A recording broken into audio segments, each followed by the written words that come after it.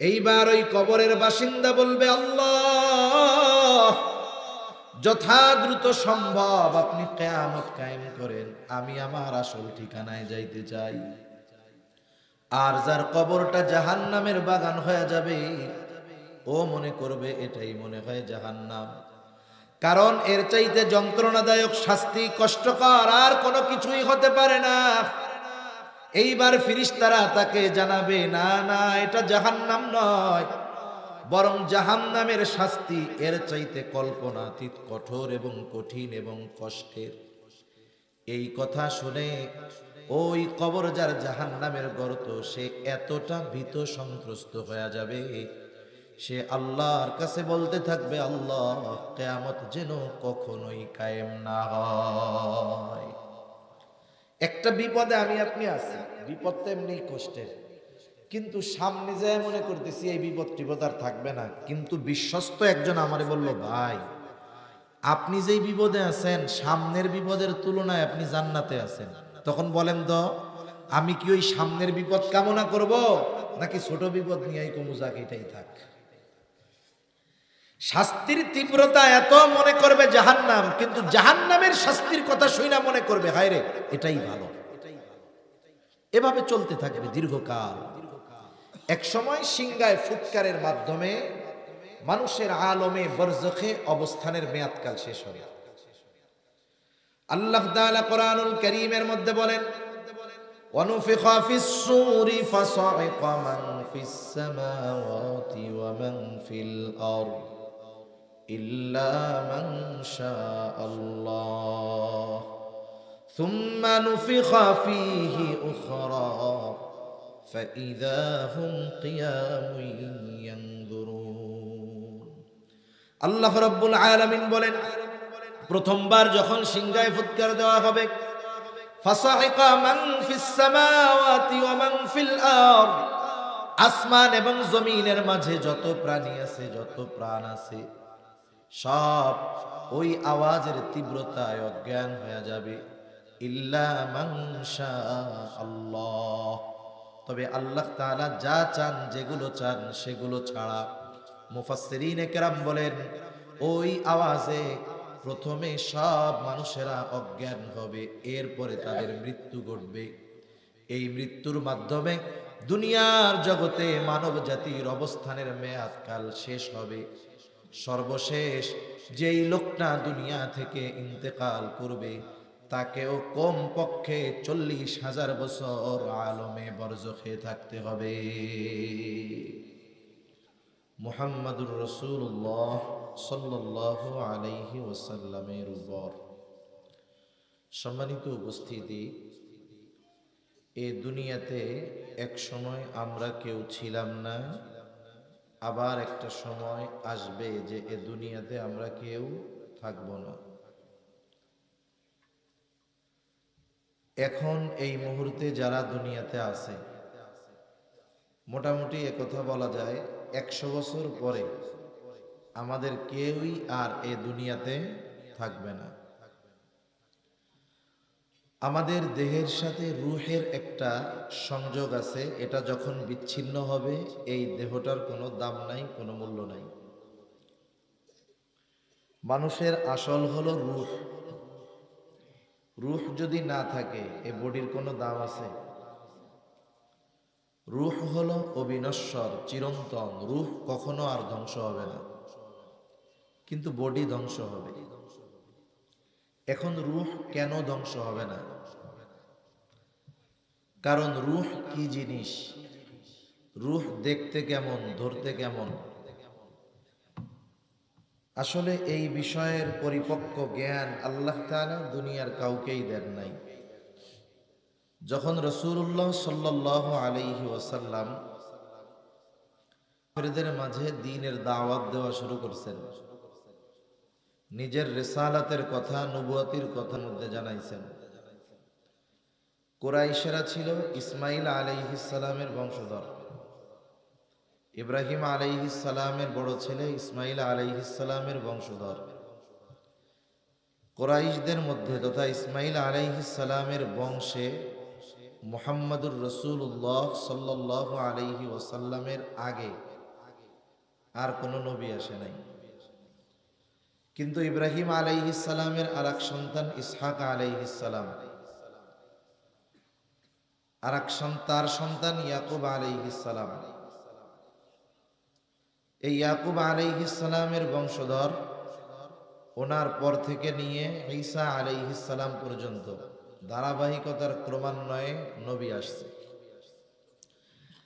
তাহলে এদের মধ্যে অবস্থা এমন হয়েছে, নবীজি সাল্লাল্লাহু আলাইহি ওয়াসাল্লাম বলেন, বুরাইল কখনো নবী শূন্য হয় নাই। একজন নবী মারা গেছে তো আল্লাহ তাআলা আরেকজনকে নবুয়াত দিয়ে তার শূন্য স্থান পূরণ করে দিয়েছেন। বলেন তো, যাদের বংশে যাবে, যাদের গোত্রে ধারাবাহিকতার ক্রমান্বয়ে নবীর আগমন ঘটছে, ওই বংশের মানুষ নবীরা কোন চরিত্রের হতে পারে, কেমন হতে পারে, নবীরা কোন গুণে গুণান্বিত হতে পারে, বলেন তো তাদের জানা থাকবে কি থাকবে না? থাকবে। কিন্তু যাদের বংশ গোত্রে নবী আসে নাই হাজার হাজার বছর, নবী দেখতে কেমন, কেমন হয়, আচরণ কেমন, এটা তো আর তারা বুঝবে না। যেহেতু কুরাইশদের মধ্যে ইসমাইল আলাইহিস সালামের পরে আর কোনো নবী আসে নাই, সেজন্য ওরা নবী কেমন আসলে বুঝে না। নবীজি যখন তার নিজের নবুয়তির কথা তাদেরকে জানিয়েছেন, ওরা অবাক হয়ে গেছে। হায়রে, এই লোক বলে নবী! ওরা ভাবতো নবী হবে ফেরেশতার মতো, খাবে না, বিবাহ শাদী করবে না, বাজারে যাবে না। এজন্য কাফেররা বলতো, মালি হাদার রাসূল ইয়াকুলুত তাআম ওয়া ইয়ামশি ফিল আসওয়াক। আরে এটা কেমন রাসূল? ইয়াকুলুত তাআম, সে আবার খাবারও খায়, ওয়া ইয়ামশি ফিল আসওয়াক, সে আবার বাজারেও বলে যায়। এটা আবার কেমনে নবী হয়? ওরা ভাবতো নবী হবে এমন যে খাবে না, বাজারে যাবে না, অন্যরকম এক জিনিসের। তার রাসূলুল্লাহ সাল্লাল্লাহু আলাইহি ওয়াসাল্লাম নিজের নবুয়াতির কথা আছে যখন বলছেন, তারাও জানে মুহাম্মদ তো জীবনে কোনোদিন মিথ্যা কথা বলে নাই। ওদের এখন দুই বিষয়ের সংশয় লেগে গেছে। মুহাম্মদ তো মিথ্যা কথা বলতে পারে না, আবার যে বাজারে যায় খায় সে তো নবী হইতে পারে না। এই বিষয়ে তারা দ্বিধাদ্বন্দ্ব নিরসনের আশায় ওদের মধ্য থেকে দুইজন ব্যক্তিকে পাঠায়া দিছে মদিনায়, যে তোমরা দুইজন গিয়া মুহাম্মাদের ব্যাপারে বলবা, আসলে কি মুহাম্মদ নবী কি নবী না, এটা আমরা কেমনে বুঝবো। ওই দুইজন আলেমদের কাছে গেছে। আলেমরা সব সিমটম আলামত শুইনা মোটামুটি বুঝতে পারছে ইনি আখেরি জামানার শেষ নবী, শেষ পয়গম্বর মুহাম্মাদুর রাসূলুল্লাহ সাল্লাল্লাহু আলাইহি ওয়াসাল্লাম। আরে ডাক্তার তো অভিজ্ঞ, ডাক্তার যে অভিজ্ঞ, সে চোখ দেখে, জিহ্বা দেখে, হাতের তালু টালু দেখা রোগের আলামত বলতে পারে কি পারে না? তাই আলেমরা তো অভিজ্ঞ, জানে যে এই আলামত নবীর, ওরা মোটামুটি বুঝতে পারছে। কিন্তু কারা কেমনে বুঝবে, কেমনে পরীক্ষা করবে আসলে উনি নবী কি নবী না? আলেমরা তাদের তিনটা প্রশ্ন শিখাইয়া দিছে। কয়টা প্রশ্ন? তিনটা প্রশ্ন। যে এই তিন প্রশ্ন গিয়ে তোমরা যেই ব্যক্তি নবী দাবি করে তাকে জিজ্ঞাসা করবা। এই তিন প্রশ্ন হলো এমন প্রশ্ন, এই তিন প্রশ্নের জবাব কোন নবী ছাড়া কেউ দিতে পারবে না। তিন প্রশ্ন নিয়ে তারা হাজির। একটা হলো আসহাবে কাহাফের ব্যাপারে, আরেকটা হলো যুলকারনাইনের ব্যাপারে, আরেকটা হলো রূহ কি জিনিস। তিন প্রশ্নের জবাব দিয়ে লম্বা আলোচনা করার মতো সময়ও নাই, ইচ্ছাও নাই। মূলত আমি আমার বিষয়টাকে একেবারে অল্প কথায় আপনাদের বোঝানোর জন্য ভূমিকা না, মূল কথার মধ্যেই কিছু কথা বলতেছি, যাতে শেষ বিষয়টা আমাদের বুঝতে সুবিধা হয় যে আসলে আমাদের অবস্থা কি হবে বা কি আছে। তা ওই তিন প্রশ্ন নিয়ে নবীজির কাছে আসার পরে জিজ্ঞাসা করছে। প্রতিনিয়ত জিবরাইল আলাইহিস সালাতু ওয়াস সালাম ওহী নিয়ে তো আসেই। নবীজি নিজেও তো এই প্রশ্নের জবাব জানেন না। নবীজিকে এই প্রশ্নের জবাব জানাবেন আল্লাহ জিবরাইল আলাইহিস সালামের মাধ্যমে। এই বিষয়টাকে সামনে রেখে তিনি বললেন যে ঠিক আছে, আগামীকাল তোমাদের 3 প্রশ্নের জবাব দিয়ে দিব। বিষয়ের বাইরেও কিছু প্রাসঙ্গিক কথাবার্তা আছে, এগুলো বলার দরকার হয়, তাই বলতেছি। নবীজি বলছেন আগামীকাল তোমাদের এই প্রশ্নের জবাব আমি জানায় দিব। নবী চিন্তা করছেন জিবরাইল আলাইহিস সালাম আসলেই তো জবাব জেনে যাব, কিন্তু উনি ইনশাআল্লাহ বলেন নাই। আগামীকাল হয়ে গেল, ওহী আসে না, নবীজি জবাবও দিতে পারেন না। এই তো শুরু করছে মজা, দেখো ইনি নাকি নবী, আজকে জানানোর কথা জানাইতে পারলো না। এভাবে একদিন করে 15 দিন ওহী আসা বন্ধ। এই 15টা দিন নবীজির কত টেনশনে গেছে আর পরিমাণ আনন্দিত হয়েছে। 15 দিন পর এই প্রশ্নগুলোর জবাব নিয়ে জিবরাইল আলাইহিস সালাম হাজির হয়ে গেলেন। সাথে সাথে আমাদের জন্য, উম্মতদের জন্য এক শিক্ষা আল্লাহ তাআলা দিয়ে দিলেন।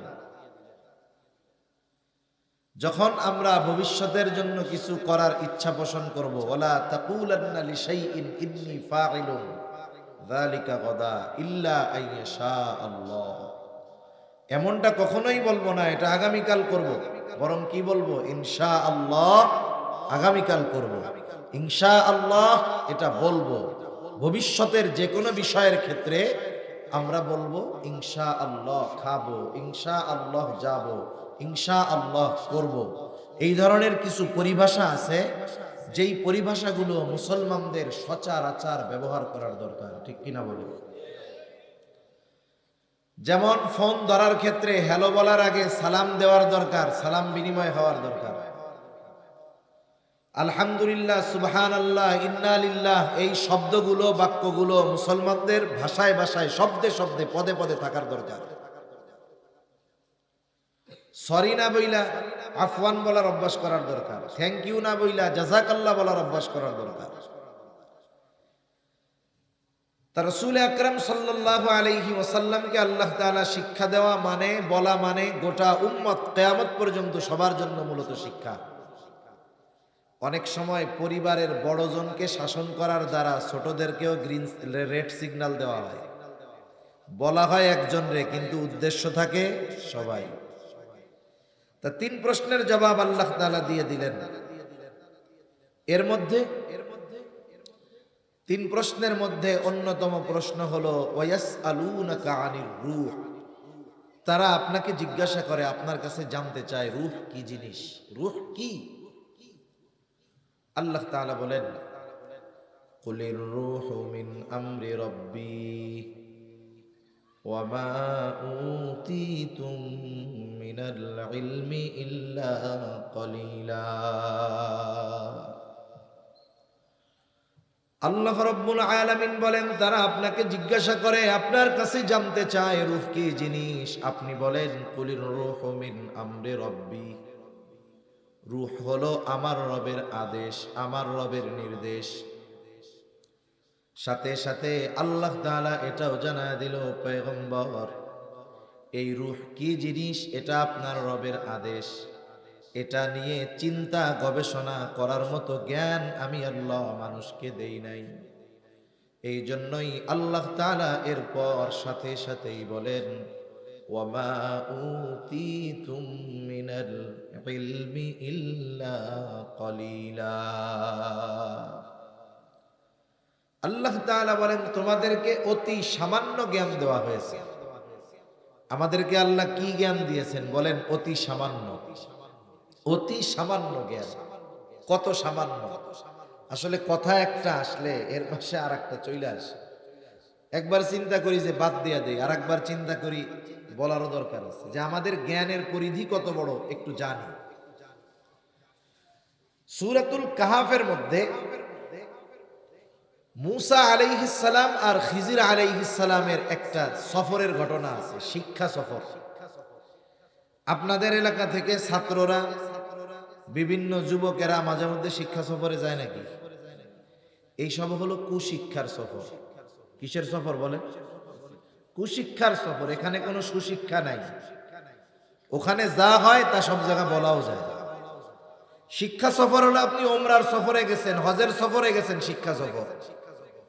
এই যে ফেব্রুয়ারির 2, 3, 4 বিশ্ব ইজতেমা যাবেন, সফরে বের হবেন, ওইগুলো হলো শিক্ষা সফর। আর জাগতিক অধিকাংশ যে শিক্ষা সফরের নামে যায়, এগুলা হলো কুশিক্ষার সফর, গোনার সফর, পাপের সফর। তা সফর শুরু হয়েছে কি দিয়া? দুইজনে সমুদ্র পাড়ি দেওয়ার জন্য একটা নৌকার মধ্যে উঠছে। নৌকার মধ্যে সমুদ্র পাড়ি দিবে, দুইজন উঠছে। হঠাৎ একটা দৃশ্যের দিকে দুইজনেরই নজর গেল। যারা সমুদ্র পথে সফর করেছেন, নদী পথে সফর করেছেন, তারা দেখে থাকবেন সমুদ্রের মধ্যে বিভিন্ন রকমের পাখি উড়ে, গাংচিল উড়ে, পাখি উড়ে। কিছু কিছু পাখি আছে, যখন ওই পাখির পানি তৃষ্ণা পায়, সে উড়ন্ত অবস্থায় তার ঠোঁট পানির সাথে লাগায়া পানি পান করে। খিজির আলাইহিস সালাম মূসা আলাইহিস সালামকে ওই দৃশ্য দেখাইলেন। এরপরে খিজির আলাইহিস সালাম মূসা আলাইহিস সালামকে বলতেছে, ভাই মূসা, আল্লাহ তাআলার জ্ঞান যদি হয় এই সমগ্র সমুদ্র পরিমাণ, আল্লাহ তাআলার জ্ঞান যদি হয় এই সমুদ্রের সমগ্র পানির সমপরিমাণ, এই জ্ঞানের তুলনায় গোটা সৃষ্টি জগতের জ্ঞান হলো ওই পাখির ঠোঁটে যতটুকু পানি লেগে আছে তার চাইতেও অনেক কম। কথা বুঝেন নাই মনে হয়? বুঝতে পারছেন? তাইলে এই কথা শুনে সুবহানাল্লাহ মুখ দিয়ে বাইর হবে না তো বোবা মানুষের? জোরে বলেন সুবহানাল্লাহ। আল্লাহর জ্ঞান যদি হয় সমুদ্র পরিমাণ, গোটা সৃষ্টি জগতের জ্ঞান হইল পাখির ঠোঁটে লেগে থাকা এক ফোঁটা পানির পরিমাণ। এই জ্ঞান গোটা সৃষ্টি জগতের মধ্যে আল্লাহ বন্টন করে দিছে, তাই দুনিয়ার মানুষের ঠেলায় অস্থির। তাহলে আল্লাহ তাআলা বললেন, রূহ হলো আপনার রবের আদেশ প্রত্যাদেশ। আমার রব যেমন চিরন্তন, রবের আদেশ নিষেধ আদেশ এগুলাও চিরন্তন, রবের কথাও চিরন্তন, কালামও চিরন্তন। এই যে কোরআনুল কারীম, এটা নশ্বর নাকি অবিনশ্বর, এই বিষয় নিয়ে ইমাম আহমদ ইবনে হাম্বলের উপরে কত জুলুম অত্যাচার।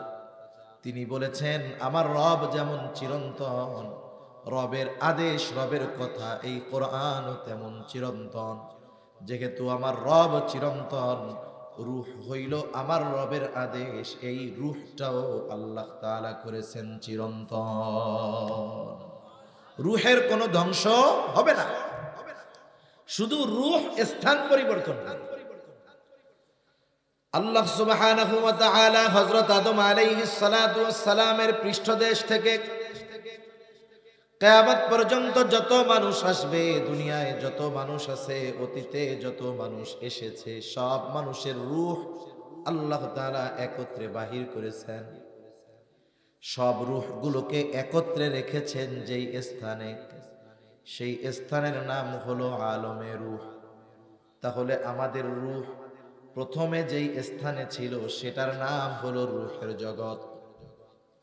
এরপরে আল্লাহ রাব্বুল আলামিন মা বাবার মাধ্যমে মায়ের রেহেমের ভিতরে একেবারে সামান্য এক ফোঁটা শুক্র কীট থেকে আল্লাহ তাআলা আমাকে আপনাকে একটা স্ট্রাকচার, একটা দেহ দিলেন।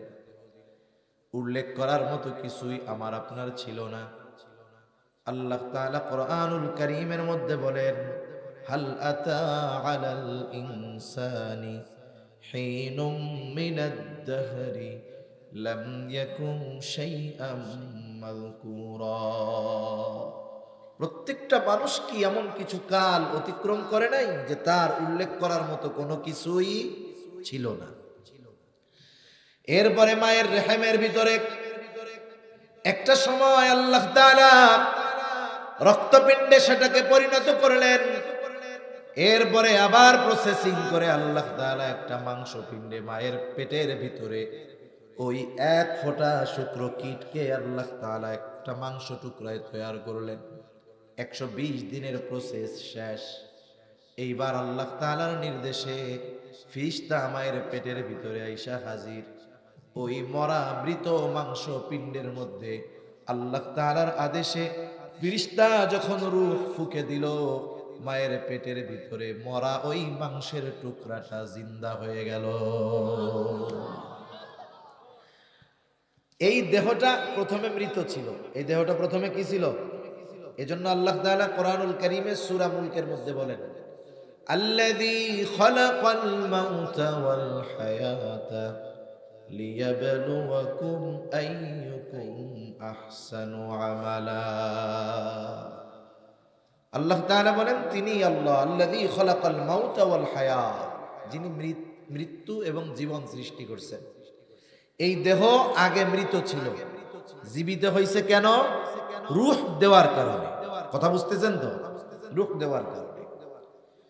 এই দেহের সাথে রূহ কতদিন থাকবে, কতক্ষণ থাকবে, আল্লাহ সুবহানাহু ওয়া তাআলা সব কিছু নির্ধারিত করে ফেরেশতাকে পাঠায়া দিয়েছেন।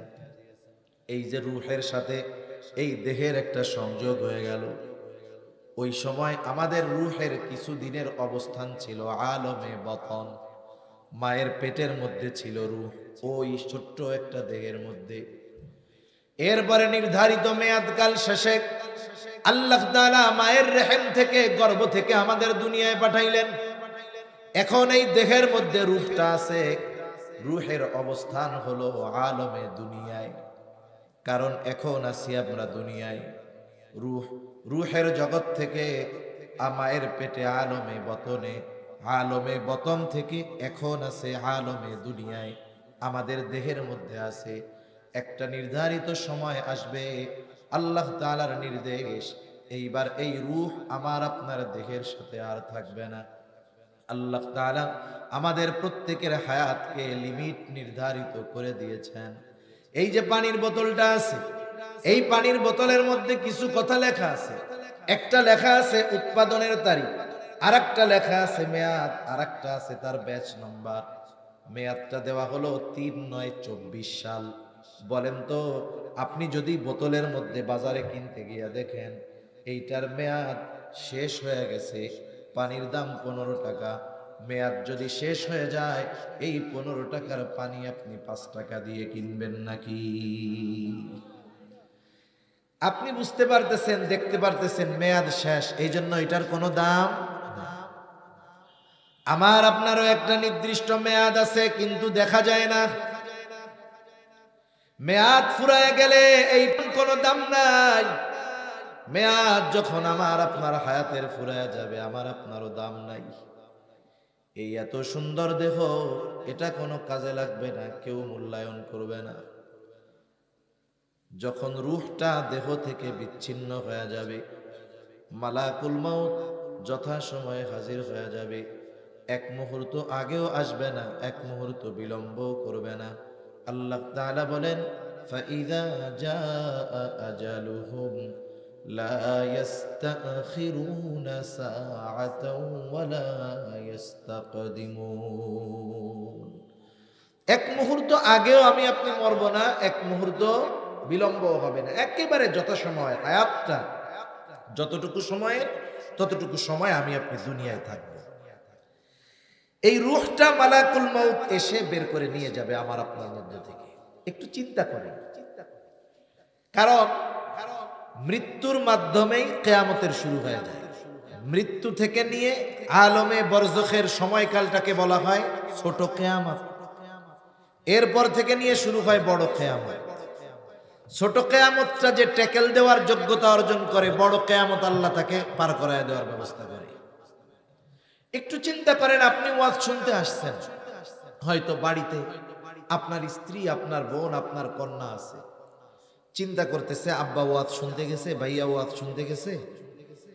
স্ত্রী চিন্তা করতেছে স্বামী ওয়াজ শুনতে গেছে, ওয়াজ শুনে আইসা জানি দেরি না হয়, এই জন্য আগের থেকে সুন্দর মতো তার বিছানাটা পরিপাটি পরিষ্কার করে গুছায়া রেডি করে রেখে দিয়েছে, কম্বল টম্বল সব দিয়া।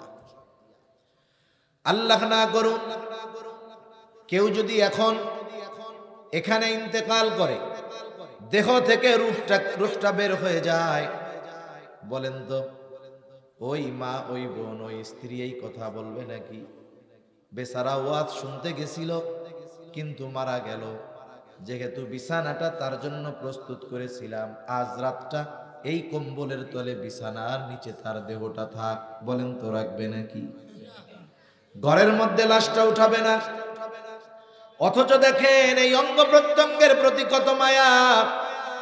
এই চেহারা না দেখলে যেই মায়ের অন্তরের মধ্যে শান্তি লাগতো না, যেই চেহারা না দেখলে স্ত্রীর অন্তরে শান্তি আসতো না, যেই চেহারা না দেখলে ভাইয়ের চেহারা না দেখলে বোনের ভালো লাগতো না, যখন রূহটা বের হয়ে যাবে এই দেহটাকে তারা নিজেই ঘরে তুলতে দিবে না। এটাই দুনিয়া, এটাই শেষ, তো কিয়ামত শুরু। আমাদের অঞ্চলে যখন কোনো মানুষ মারা যায়, মারা যাওয়ার পরে মাইকে তার মৃত্যুর খবর প্রচার করে, অমুক এলাকার অমুক আজ সন্ধ্যা 6 ঘটিকার সময় ইন্তেকাল করিয়াছে, আগামী দিন সকাল 9টায় অমুক ঈদগাহ ময়দানে তার জানাজা অনুষ্ঠিত হবে। অতএব সকল ধর্মপ্রাণ মুসল্লিদেরকে উক্ত মরহুমের মাগফিরাত কামনায় তার জানাজায় শরীক হওয়ার জন্য বিশেষভাবে অনুরোধ করা গেল। এই রকম প্রচার আপনাদের এলাকায় হয় নাকি? এই প্রচার করার সময় একটা শব্দ বলে ইন্তেকাল। ইন্তেকাল, ইন্তেকাল শব্দের অর্থ হলো স্থানান্তরিত হওয়া। স্থানান্তরিত হওয়া তার মানে এক জায়গায় ছিল, চলে গেছে আর এক জায়গায়। আসলে এই দেহটা আব্দুর রহিম আব্দুল করিম না, মূলত রূহটাই হইল আব্দুর রহিম আব্দুল করিম। এই জন্য বলে আব্দুর রহিম ইন্তেকাল করিয়াছে। এই দেহর থেকে যখন আব্দুর রহিমের রূহটা বের হয়ে যায়, তখন এই দেহটার নাম হয়ে যায় লাশ। লা শাইউন, যার মধ্যে কিছুই নাই। এইবার এই রূহ আর এক জগতে পদার্পণ করে, যেটাকে হাদিসের ভাষায় বলা হয় আলমে বারজাখ।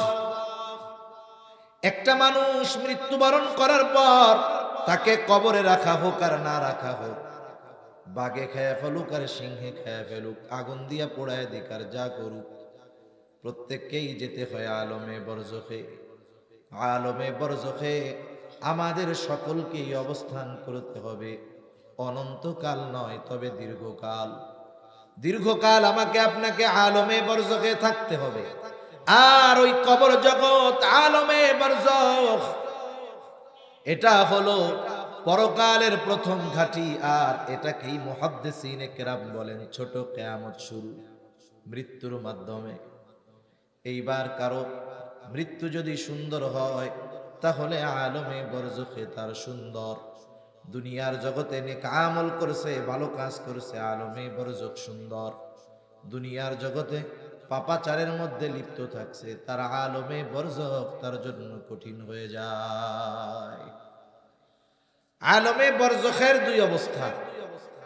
দুনিয়ায় যারা নেককার ইমানদার, তাদের কবর হবে জান্নাতের বাগান, রাউদাতুম মিন রিয়াদিল জান্নাহ। আর যারা দুনিয়ায় নেক আমল করে নাই, পাপের মধ্যে লিপ্ত ছিল, তাদের কবর হবে জাহান্নামের গর্তে। এই শাস্তিটার মাত্রা কতটুকু, বা ওই শান্তির মাত্রাটা কতটুকু? যার কবরটা জান্নাতের বাগান হবে, সে মনে করবে এটাই মনে হয় জান্নাত। ফেরেশতারা তাকে জানাবে, না না, এটা জান্নাত নয়, বরং জান্নাতের নেয়ামতের তুলনায় এটা কোনো কিছুই না। বরং তোমার জন্য এর চাইতে কল্পনাতীত নেয়ামত আল্লাহ তাআলা তৈরি করে রাখছে, যেটা কিয়ামতের পরে তোমাকে দেওয়া হবে, পুনরুত্থানের পরে তোমাকে দেওয়া হবে। বলেন তো, আপনার কাছে একটা আছে ভালো জিনিস, আপনি যদি তার চাইতে অগণিত গুণ বেশি ভালো জিনিসের খবর পান, তাইলে এই ছোট ভালো জিনিস চাইবেন নাকি বড়টা চাইবেন? এইবার ওই কবরের বাসিন্দা বলবে, আল্লাহ, যথা দ্রুত সম্ভব আপনি কিয়ামত কায়েম করেন, আমি আমার আসল ঠিকানায় যাইতে চাই। আর যার কবরটা জাহান্নামের বাগান হয়ে যাবে, ও মনে করবে এটাই মনে হয় জাহান্নাম। কারণ এর চাইতে যন্ত্রণাদায়ক শাস্তি, কষ্টকর আর কোনো কিছুই হতে পারে না। এইবার ফেরেশতারা তাকে জানাবে, না না, এটা জাহান্নাম নয়, বরং জাহান্নামের শাস্তি এর চাইতে কল্পনাতীত কঠোর এবং কঠিন এবং কষ্টের। এই কথা শুনে ওই কবর যার জাহান্নামের গর্ত, সে এতটা ভীত সন্ত্রস্ত হয়ে যাবে, সে আল্লাহর কাছে বলতে থাকবে, আল্লাহ, কিয়ামত যেন কখনোই কায়েম না হয়। একটা বিপদে আমি আপনি আছি, বিপদটা এমনি কষ্টের, কিন্তু সামনে যায় মনে করতেছি এই বিপদ আর থাকবে না। কিন্তু বিশ্বস্ত একজন আমারে বলল, ভাই, আপনি যেই বিপদে আছেন, সামনের বিপদের তুলনায় আপনি জান্নাতে আছেন। তখন বলেন তো, আমি কি ওই সামনের বিপদ কামনা করব, নাকি ছোট বিপদ নিয়েই কমুজাক, এটাই থাক। শাস্তির তীব্রতা এত মনে করবে জাহান্নাম, কিন্তু জাহান্নামের শাস্তির কথা শুনে মনে করবে, হায় রে, এটাই ভালো। এভাবে চলতে থাকবে দীর্ঘকাল। এক সময় সিংগায় ফুৎকারের মাধ্যমে মানুষের আলমে বরজখে অবস্থানের মেয়াদকাল শেষ হবে। আল্লাহ তাআলা কোরআনুল কারীমের মধ্যে বলেন, ওয়ানুফিখা ফিস-সূরি ফাসাইকা মান ফিস-সামাওয়াতি ওয়া মান ফিল আরদ ইল্লা মান শাআল্লাহ সুম্মা নুফিখা ফীহি উখরা ফাইযা হুম কিয়ামুন ইয়ানজুরুন। আল্লাহ রাব্বুল আলামিন বলেন, প্রথমবার যখন সিংগায় ফুৎকার দেওয়া হবে, ফাসাইকা মান ফিস সামাওয়াতি ওয়া মান ফিল আরদ, আসমান এবং জমিনের মাঝে যত প্রাণী আছে, যত প্রাণ আছে, সব ওই আওয়াজের তীব্রতায় অজ্ঞান হয়ে যাবে। ইল্লা মান শাআল্লাহ, তবে আল্লাহ তাআলা যা চান, যেগুলো চান সেগুলো ছাড়া। মুফাসসিরিনে কেরাম বলেন, ওই আওয়াজে প্রথমে সব মানুষেরা অজ্ঞান হবে, এরপরে তাদের মৃত্যু ঘটবে। এই মৃত্যুর মাধ্যমে দুনিয়ার জগতে মানব জাতির অবস্থানের মেয়াদকাল শেষ হবে। সর্বশেষ যেই লোকটা দুনিয়া থেকে ইন্তেকাল করবে, তাকেও কম পক্ষে 40,000 বছর আলমে বরজখে থাকতে হবে। প্রথম সিংগায় ফুৎকারের মাধ্যমে মানব জাতির এই দুনিয়ার অবস্থানের মেয়াদকাল শেষ। আল্লাহ তাআলা বলেন, সুম্মা নুফিখা ফীহি উখরা ফাইযা হুম কিয়ামুন ইয়ানজুরুন, অতঃপর পুনরায় আবার সিংগায় ফুৎকার দেওয়া হবে। এই সুম্মা অতঃপরের মধ্যে পার হবে কমপক্ষে 40,000 বছর। কত বছর জোরে বলেন? 40,000 বছর পার হয়ে যাবে। আল্লাহ তাআলা বলেন, সুম্মা নুফিখা ফীহি উখরা ফাইযা হুম কিয়ামুন ইয়ানজুরুন, অতঃপর যখন সিংগায় ফুৎকার দেওয়া হবে, প্রত্যেকের অবস্থান স্থল থেকে উঠে দাঁড়ায়া যাবে। ফাইযা হুম কিয়ামুন ইয়ানজুরুন, শুধু দাঁড়াবে তা নয়, ডানে বামে শুধু তাকায়া দেখতে থাকবে, কি হচ্ছে এইগুলো, কি হচ্ছে এগুলো। ওইটা কি বলবে? আল্লাহ তাআলা সূরা জিলজালের মধ্যে বলেন, ইযা জুলজিলাতিল আরদু জিলজালাহা ওয়া আখরাজাতিল আরদু আথকালাহা ওয়া ক্বালাল ইনসানু মা লাহা, যখন পৃথিবী প্রচন্ড রূপে কম্পন হবে, জমিন তার মধ্যে থাকা ভারী বস্তুগুলো উদ্গীরণ করে দিবে। মুফাসসিরিনে কেরাম বলেন, এর দ্বারা মানুষের দেহ, লাশ, অথবা এমনটা হতে পারে যে মাটির তলে যত খনিজ পদার্থ আছে, স্বর্ণের খনি, হীরার খনি, সব উদ্গীরণ করে দেবে। মানুষেরা যখন তাকায় দেখবে, কি বলবে? ওয়াকালাল ইনসানু মা লাহা, মানুষ বলবে, আরে এগুলো কি হইতেছে? চিন্তা করবে, দুনিয়ায় এই সম্পদের জন্যই তো দিন ছাড়ছিলাম, সম্পদের জন্যই কাড়াকাড়ি মারামারি করছিলাম, হায় রে, এগুলো কি হচ্ছে? অবস্থা কি হবে মানুষের? রাসূলুল্লাহ সাল্লাল্লাহু আলাইহি ওয়াসাল্লাম জানায় দেন, অবস্থা বড় করুন। আল্লাহর নবী বলেন, কিয়ামতের দিন মানুষকে যখন পুনরুত্থিত করা হবে, সকলে বস্ত্রহীন বিবস্ত্র অবস্থায় উঠবে। আয়েশা সিদ্দিকা রাদিয়াল্লাহু তাআলা আনহা বলেন, ইয়া রাসূলুল্লাহ, মানুষেরা যে বিবস্ত্র অবস্থায় উঠবে, একজন কি আরেকজনের দিকে তাকাবে না? মানুষেরা কি লজ্জা পাবে না? একজন আরেকজনের দিকে তাকাবে না? একটু চিন্তা করেন, কিয়ামতের বিভীষিকা, কিয়ামত কত ভয়ানক একটা সময়, কিছুই শুরু হয় নাই। অনেক সময় দেখবেন বৈশাখ মাস যখন হয়, মাঝে মধ্যে কাল বৈশাখী ঝড় হয়, হয় না? আকাশ পরিষ্কার, কোনো মেঘ নাই, হঠাৎ করে 10 মিনিটের ভিতরে গোটা আকাশ কালো মেঘে মেঘাচ্ছন্ন হয়ে যায়। ভর দুপুরে এতটা মেঘ, এতটা অন্ধকার, কেমন যেন আমাবস্যার ঘুটঘুটে কালো অন্ধকার। ঝড়ও হইতেছে না, বৃষ্টিও হইতেছে না, শুধু আবহাওয়ার এতটুকু পরিবর্তন। বলেন তো, এই পরিবর্তনটা যখন আমাদের পরিলক্ষিত হয়, অন্তরের মধ্যে ভীতি সঞ্চার হয় কি হয় না? আবহাওয়ার পরিবর্তনে অন্তরের মধ্যে ভয়ের সৃষ্টি হয়। কিয়ামতের দিন এমন এক থমথমে ভাব বিরাজ করবে যে মানুষেরা উঠেই আতঙ্কগ্রস্ত, ভীত সন্ত্রস্ত থাকবে। এত ভীত থাকবে, বিবস্ত্র অবস্থায় উঠানো হবে, কিন্তু কেউ কারো দিকে তাকাবে না। নবীজি তাই বলেন, আয়েশা, মানুষ এতটা চিন্তিত, ভীত থাকবে যে কেউ আর একজনের দিকে তাকানোর বিষয়টা চিন্তাও করবে না। শুধু তাই না, যার কবরে আযাব ছিল, সে তো মনে করতেছিল জাহান্নাম। আমার সময় কম, নাইলে কবরের আযাব গুলাও কিছু শোনাইতাম যে কেমন আযাব হবে। যার কবরে আযাব ছিল, হাসরের ময়দানে কিছুই হয় নাই, শুধু উঠছে, উইঠা আবহাওয়া দেখছে, এতটা বিভীষিকাময় তার কাছে মনে হবে, সে মনে করবে কবরে আমি ঘুমাইছিলাম। কবরে কেমনে ছিলাম? ঘুমাইছিলাম। আল্লাহ তাআলা সূরা ইয়াসিনের মধ্যে বলেন, অনুফিখা ফিস সূরি ফাইদা হুম মিনাল আজদাসি ইলা রাব্বিহিম ইয়ানসিলুন। এখানে দ্বিতীয়বার সিংহায় ফুৎকার উদ্দেশ্য। আল্লাহ তাআলা বলেন, অনুফিখা ফিস সূর ফাইদা হুম মিনাল আজদাসি ইলা রাব্বিহিম ইয়ানসিলুন।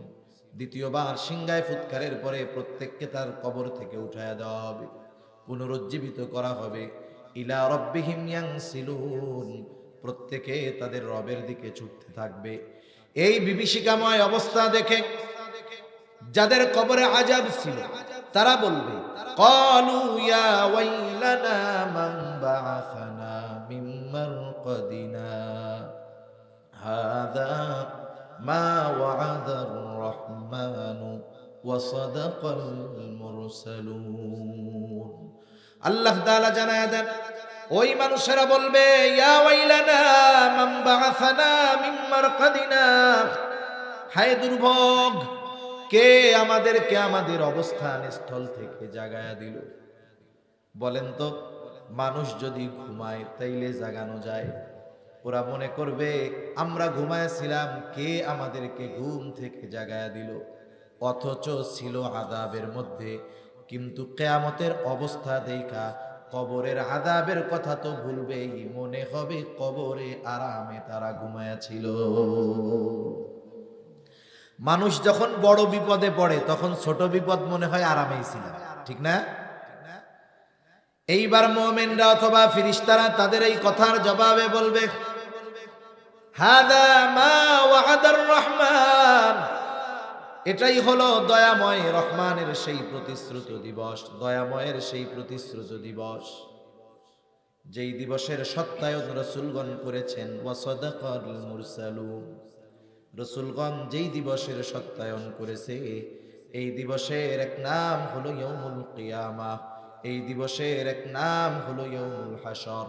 কারণ হাসর, একত্রিতকরণ দিবস, ওই দিন পৃথিবীর শুরু থেকে নিয়ে শেষ পর্যন্ত যত মানুষ এসেছে তাদের সকলকে একত্রিত করা হবে।